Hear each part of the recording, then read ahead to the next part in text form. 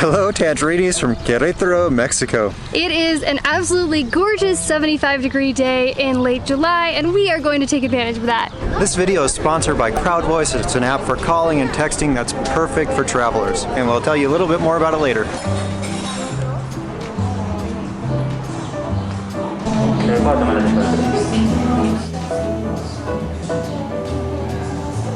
Gracias. Okay, gracias.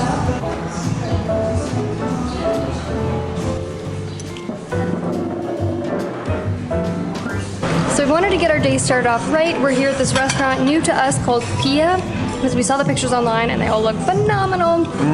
I got the chilaquiles Pia. I think they're like their house chilaquiles with a salsa that's mix of red and green and like boiled in a pot, and it tastes amazing. My plate also has chorizo de la casa, and it looks like a green chorizo. Super flavorful, and they make it here in the house. I think. Yeah, I think they make it here in house. The menu says hecho en casa, and I got the peasant eggs. Peasant eggs. Huevos campesinos. And is this bacon on the side? Yeah, it's like really thick. And then we got 2 fresh juices, and it's super sweet just by the fruit. Absolutely love it. I'm glad we picked this place to start our day, because we're gonna have a nice base to then maybe get some a little traveling.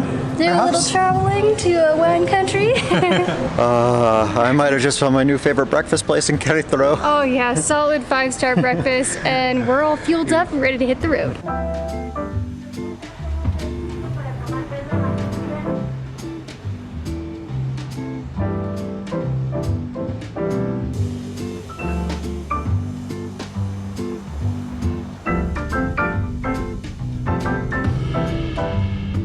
¿Cuánto cuesta, amigo? A 5, miro. ¿A 5? Okay. Gracias. Gracias, amigo.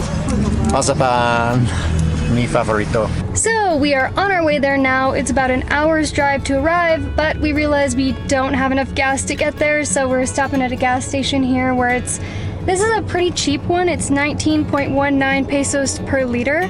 My tank holds about 9 gallons of gas, and I don't know what the conversion there is, but it's about 500 pesos to fill up every time. Yeah, normally, or most of the gas stations here in Queretaro are a little over 20 for regular unleaded. 500 pesos de super, por favor. Efectivo, tarjeta.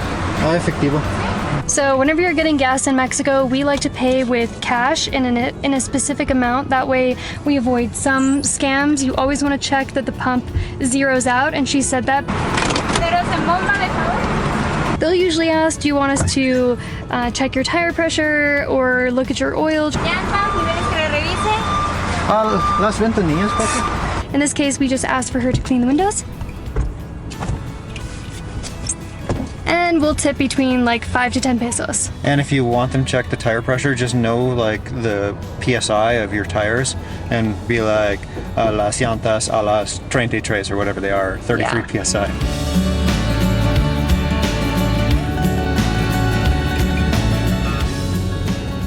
We're at this vineyard right now near Bernal. It's called Finca Sala Vivé, and I think it's by Friexenet, Mexico, if I remember right. Yeah, that's the wine, I believe, Friexenet, that you can buy in grocery stores and stuff. Or is it Friexenet?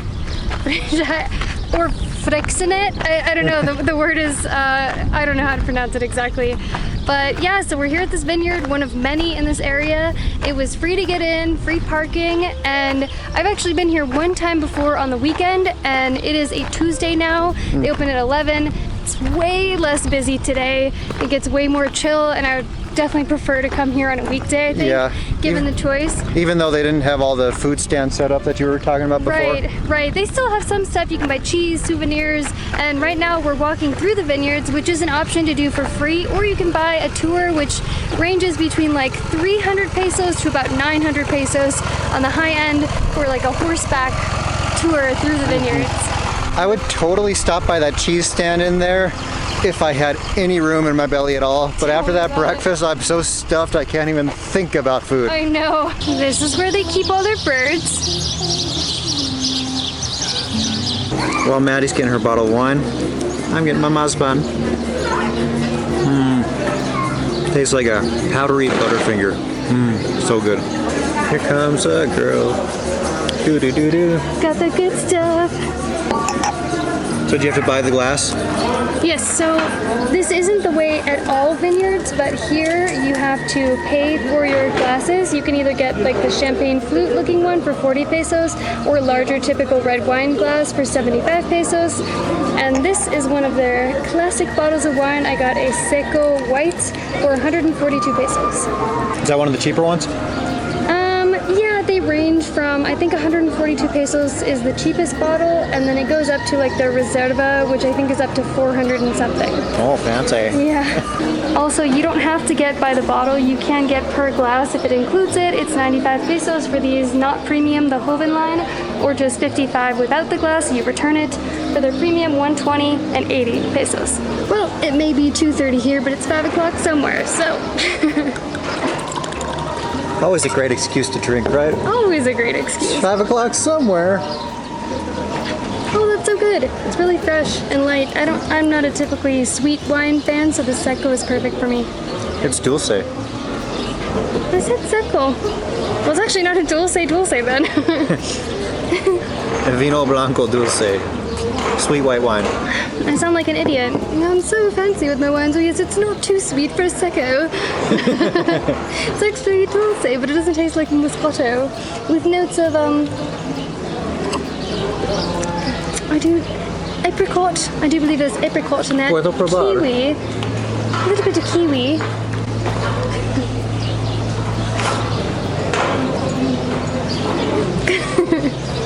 It's not too sweet though, right? Or do you think it's sweet? I mean, I don't think it tastes dry to me. There goes your mask. Your mask is flying.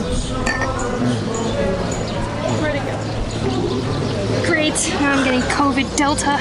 COVID Delta. Delta Airlines has got to be pissed about that name. Yeah. They can buddy with Corona beer. We're kind of in like this hacienda style house right now, and this is the inside courtyard that we're in, but there's also more seating on the outside areas as well. So there's an area over here and an area over there. The outside Area space. here, there, everywhere. Outside space. No, yeah, but it's great because they've got umbrellas over the tables and grassy spots, grassy plains.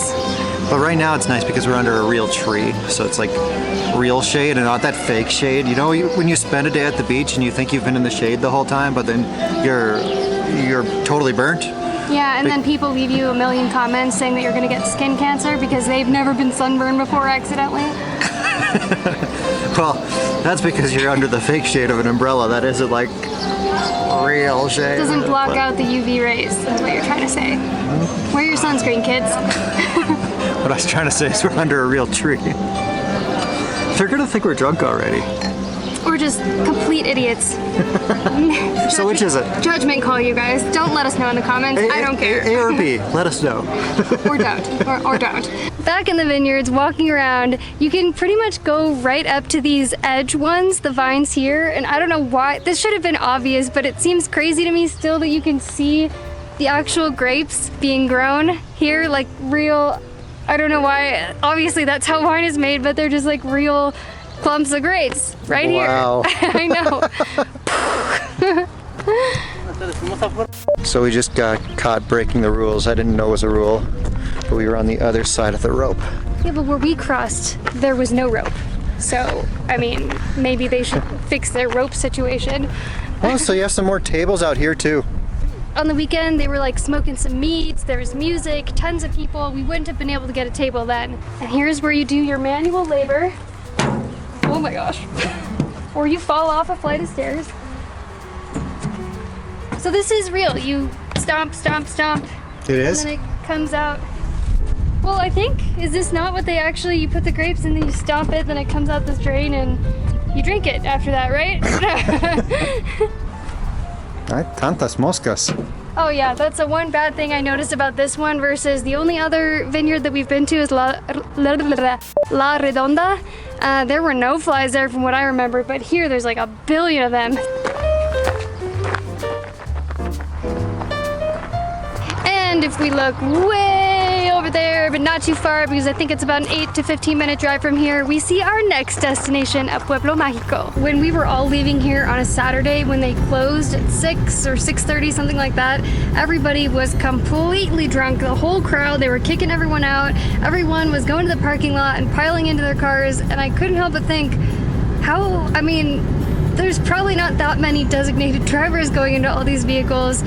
We all better hope that there's no DUI checkpoints, because that's definitely a thing in Queretaro that we've noticed, and that hasn't been the case in other cities that we've been in Mexico. They'll set up like after the bars are closed. Yeah, when the bars are closing in specific spots of the city where they know people are going to be traveling from the bars, they'll set up like DUI checkpoints.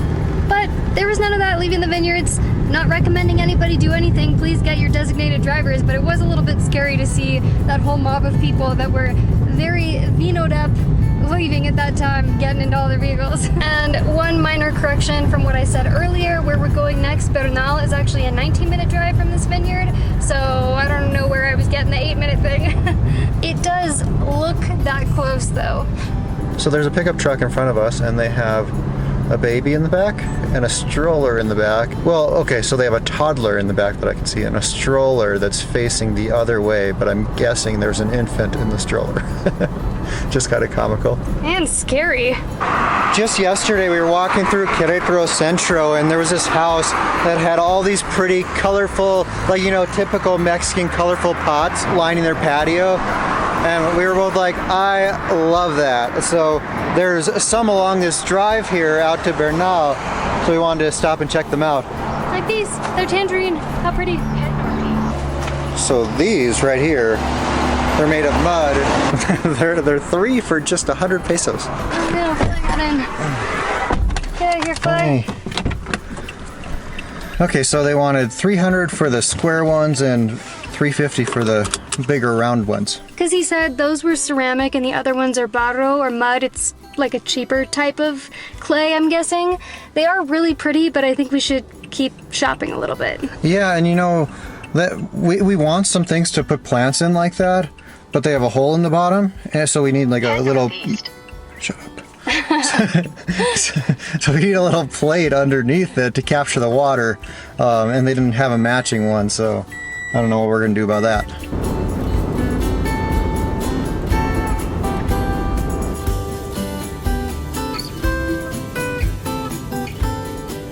If you're liking this video, please subscribe to our channel because we put a new one out every Saturday morning. One of our biggest frustrations that we've experienced since living in Mexico is trying to call people. Hardly a month goes by that we don't have to call a credit card company, a bank, some company we have a subscription with. The entire time we've lived in Mexico, I have not figured out how to call a US number from our Mexican cell phones.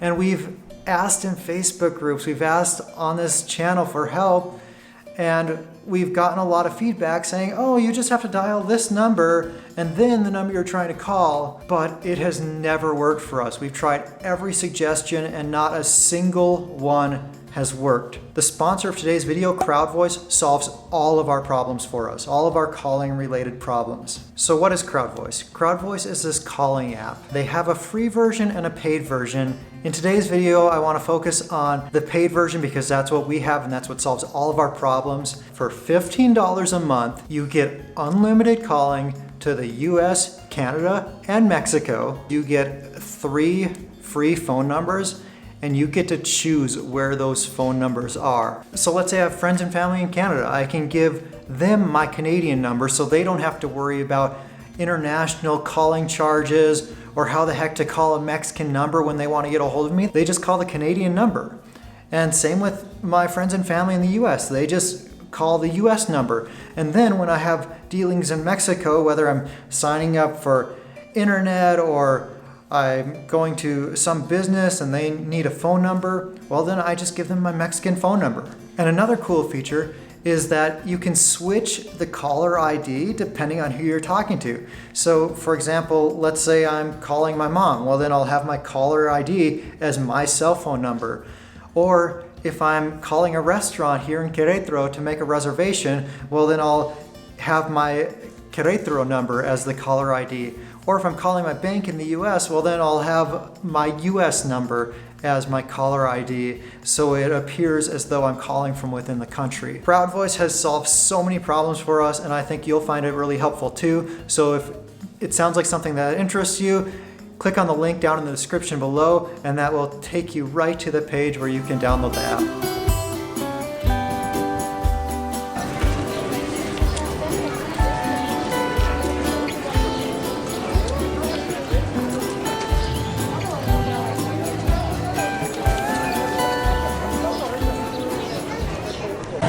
Tuesday. It seems like there's a lot of people here. We were actually asking in an expat Facebook group, is there anything going on? Because when we went to Tequisquiapan, it was completely dead on like Monday or Tuesday. Yeah, midweek and or something. People were like, oh, I prefer coming to Bernal on the weekdays because it's way too busy on the weekends. And I can't even imagine. This seems busy to me. Yeah, so it's got to exactly. be like shoulder to shoulder on the weekends. Right. So I do believe this is the spot in Peña de Bernal that everybody takes their Instagram photos because you have the big, beautiful monolith in the background. And monolith means one big rock formation. I'm actually not entirely sure if this is from like an earthquake or a volcano or if this is just a magnificent display of nature, but it is quite magnificent. We just got here, but so far I like the vibe here. I think it's a really cool town. It has really pretty streets, this gorgeous, gorgeous monolith behind me here. You were telling me you were looking for a new backpack. I found one for you. Right here. Oh, the classic Lele doll. It's as big as I am. I could fit my entire self in this backpack. I feel like these hats though. I'm gonna try one on. Will you tell me what you think? Yeah. But this is ladies' fashion right here. These are the pockets that I have. No pockets on the butt. This is why we have to have purses. Thank you, fashion designers. You're the one who buys the clothes. Oh, because guess what? There's no other options with pockets that are bigger than this, so this is my whole options. I'm the one who buys it. Yeah. I don't think I've seen like straw-looking hats like this that are this darker color before. Yeah, that's what I wanted to try this on. Hold this, please. See? Here's the front. Oh, it fits.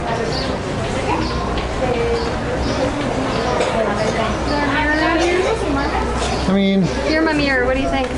Well, here, I'll show you. I'll take a photo. And then I'll show you quickly. Okay, so for like a block now, I've been smelling these amazing smells, and I just found the source. It's pan de queso, and they have bread with all different kinds of flavors in it, so I think I'm gonna have to get one. Hola, buenas tardes. Nunca he probado eso, así que, ¿qué me recomienda? Pues el tradicional de queso natural. ¿Queso natural? ¿Cuál es ese? Ahorita se lo vamos. Ok. Ok. ¿Y cuánto vale? 30 la pieza. Ok. ¿Uno, por favor? Sí. Gracias. Oh, fresh off the press. All right, so she was saying this is like the traditional queso without any other additional flavors, which would be the last one I would pick, honestly. But that's what she recommended, so that's what I went with. Okay, so I haven't found any queso. I haven't found any queso yet. Slightly sweet, but let me get to the good stuff. Bigger bites, bigger bites. Where are you? Maybe it's just made with it, and there's no big pieces. Oh, I think I found it. Right here. Oh, I see. It's like kind of crumbly. Okay.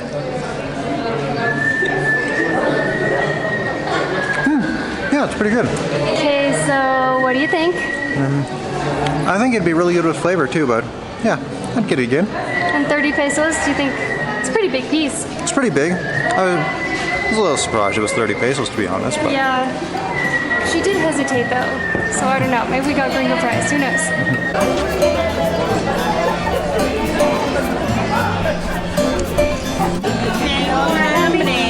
It's a baby Alaska. So cute. I wanted that. It looks so fluffy.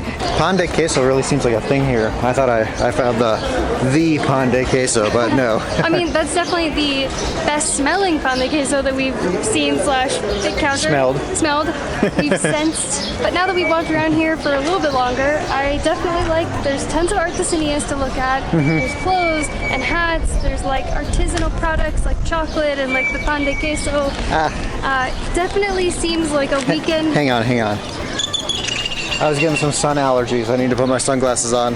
I can see why people like coming here for the weekend though, because there's signs everywhere for like litros de micheladas and of like mojitos and other types of drinks, and I would totally get one of those right now if my stomach weren't so dang full from breakfast still. Ugh. You've been having some stomach issues lately. Yeah, I've been dealing with like 10 days of some type of stomach bug or something, and I've already gone to the doctor, waiting for test results to come back, and whatever it is, it's really trying to keep me down. I'm trying to not let my spirits die.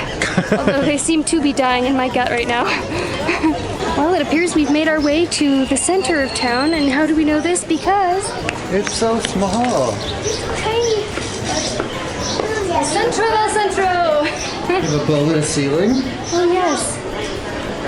So pretty. Here there's a lot of unique artesanías, and I'm noticing tons are made out of rocks. Lots of lele dolls, and then rocks.